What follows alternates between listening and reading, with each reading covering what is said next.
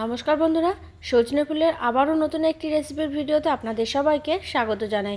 আজকে চলে এসেছি সজনে ফুলের আবারও একটি রেসিপির ভিডিও আপনাদের সাথে শেয়ার করতে। একদম অন্যরকমভাবে বানাবো, আর এই রেসিপিটা বানানো মাত্রই কিন্তু প্লেট খালি হয়ে যাবে। তাই কীভাবে বানাবো পুরোটাই আপনাদের সাথে শেয়ার করব, সঙ্গে থেকে দেখে নিন। রেসিপির ভিডিওটা স্কিপ না করে সঙ্গে থেকে ধৈর্য ধরে একটু দেখে নিন। আর যদি আমার এই রেসিপিটা ভালো লাগে অবশ্যই একটা লাইক ও কমেন্ট করে জানাবেন। চ্যানেলে নতুন বন্ধু হয়ে থাকলে চ্যানেলটিকে সাবস্ক্রাইব করে পাশে থাকবেন। আশা করছি আমার শেয়ার করা রেসিপিগুলো আপনাদের ভালো লাগবে। সজনে ফুলের রেসিপি বানানোর জন্য এখানে নিয়েছি পেঁয়াজ, 4টে কাঁচা লঙ্কা, 5-6 কোয়া রসুন, সামান্য আদা আর ধনেপাতা কুচি। আর এইভাবে সজনে ফুলের একবার রেসিপি বানিয়ে খেয়ে দেখবেন, অনেক ভালো লাগবে। এর আগেও তো অনেক রকমভাবে বানিয়ে খেয়েছেন, একবার আমার মতো করে এইভাবে বানিয়ে খেয়ে দেখবেন।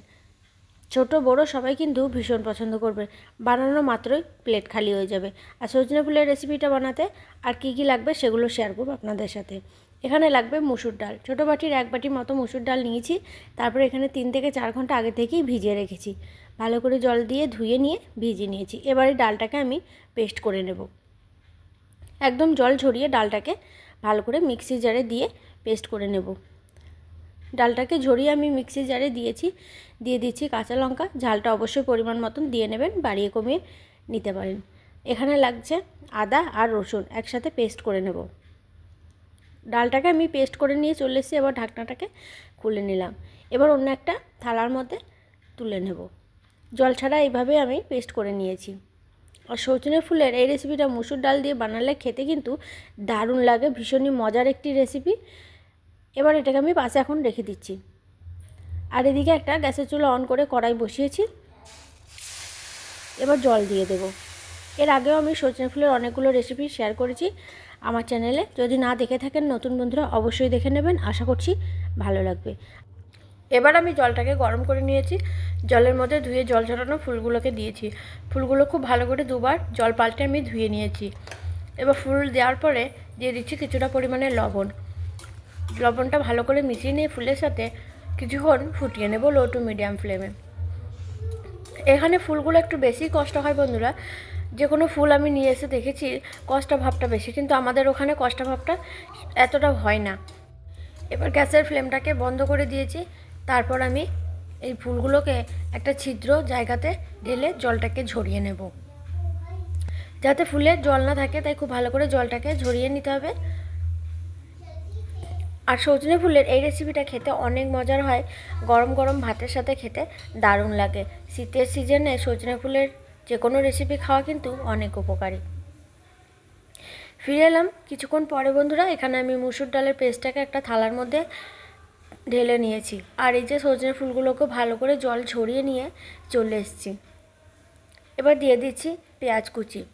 একটা বড় সাইজের পেঁয়াজ একটু পাতলা করে লম্বা করে কুচি করে নিয়েছি, দিয়ে দিলাম।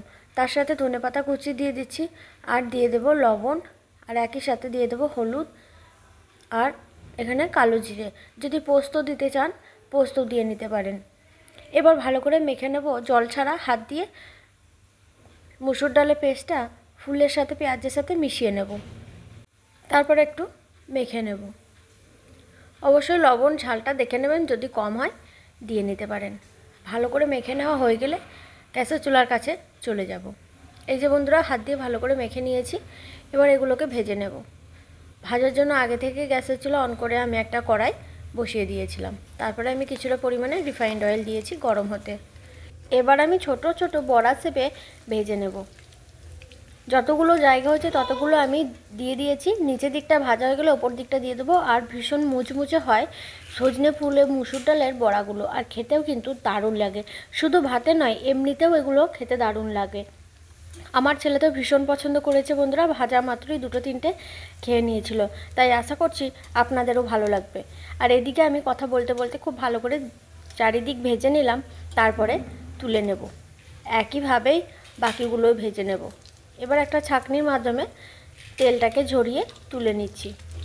দেখতে দেখুন বন্ধুরা অনেকটা কিন্তু লোভনীয় লাগছে, আর খেতেও দারুণ লাগবে। আশা করছি বন্ধুরা এই সহজ সজনে ফুলের রেসিপিটা আপনাদের ভালো লেগেছে।